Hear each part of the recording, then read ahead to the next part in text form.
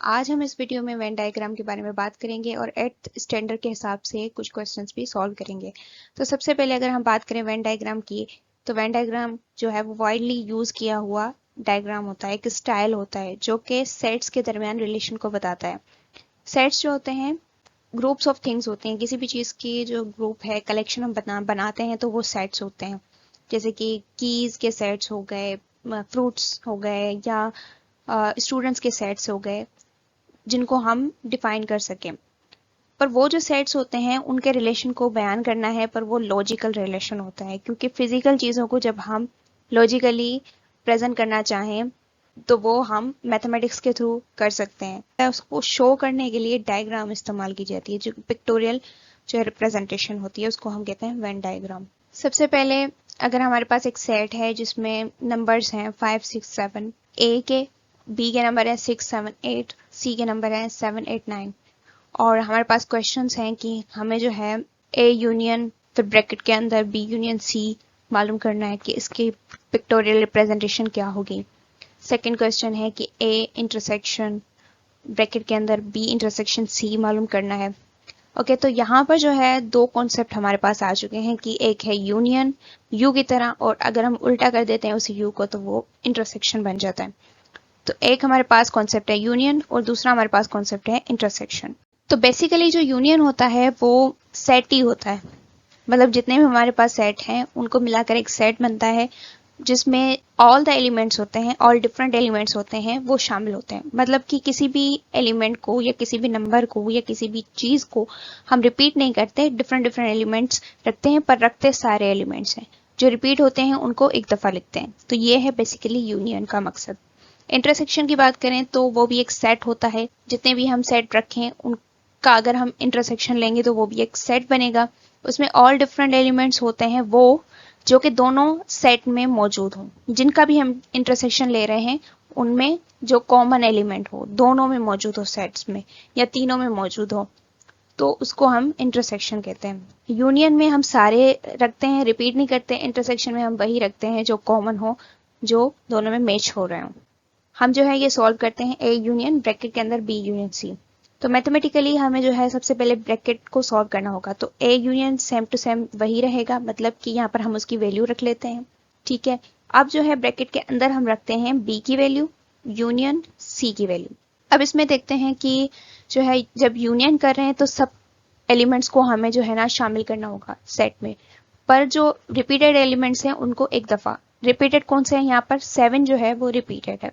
ये हमें नजर आ रहा है कि 7 जो है वो रिपीटेड है, तो हम जो है इसको एक बार लिखेंगे। ए तो वैसे ही रहेगा, और यहाँ पर एक और सेट बन गया है जिसमें 6 7 8 9 सारे एलिमेंट्स आ चुके हैं, और जो 7 रिपीट हुआ था वो एक बार आया है। तो इन दोनों सेट्स के सारे एलिमेंट्स को हम यहाँ पर रख लेंगे। एंड नाउ ए और ये जो दूसरा सेट बना है उसका यूनियन करेंगे। इसमें भी जितने सारे एलिमेंट्स हैं वो सब रखेंगे। यहाँ पर एक्स्ट्रा 5 है तो वो रख लेते हैं, और 7 यहाँ पर भी 2 बार आ रहा था, 6 भी 2 बार आ रहा है, तो हम उसको एक बार ही रखेंगे। तो इसका आंसर जो है ये आ गया है 5 6 7 8 9।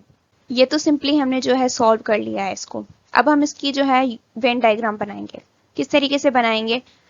जितने भी हमारे पास सेट्स हैं उनको हम यहाँ पर रखेंगे। जैसे सबसे पहले हमें जो है ब्रैकेट के अंदर वाले सेट्स रखे थे, तो यहाँ पर हम बी और सी रखेंगे, और उसके बाद ए का भी उनके साथ करेंगे मिक्सचर। अब हम क्या करेंगे, जो एलिमेंट्स हमारे पास यहाँ पर मौजूद हैं, आंसर में आ चुके हैं, उनको हम यहाँ पर प्रेजेंट करेंगे। अब जो 5 है, 5 कहाँ पे था? ए के अंदर था। ठीक है, तो हम ए के अंदर रखेंगे।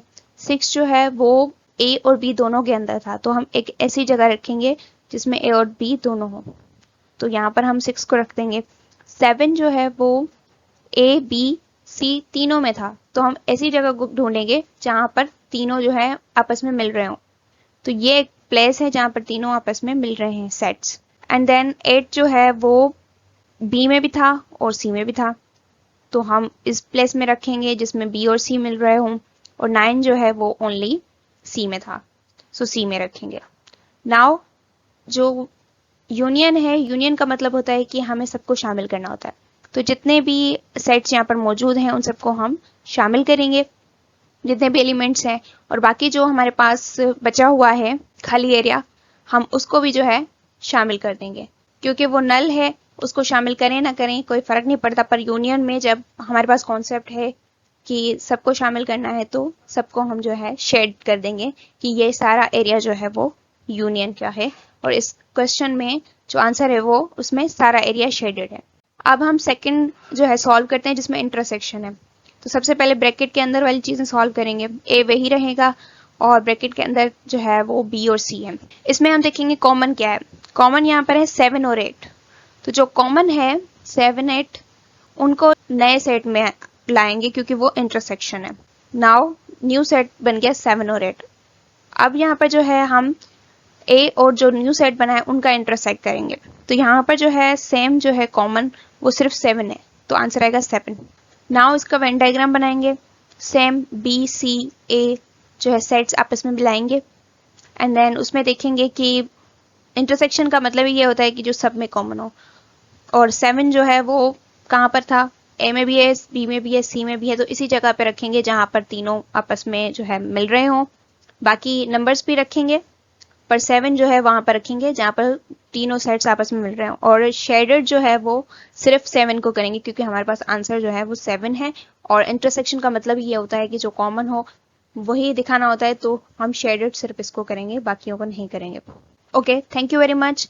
इस तरीके से हम जो है वेन डायग्राम बनाते हैं उन क्वेश्चंस की जिनको हम सबसे पहले सॉल्व करते हैं एंड देन उनकी पिक्टोरियल रिप्रेजेंटेशन देते हैं। अगर आपको वीडियो अच्छी लगी हो तो इसको लाइक और शेयर जरूर कीजिएगा। Thank you so much.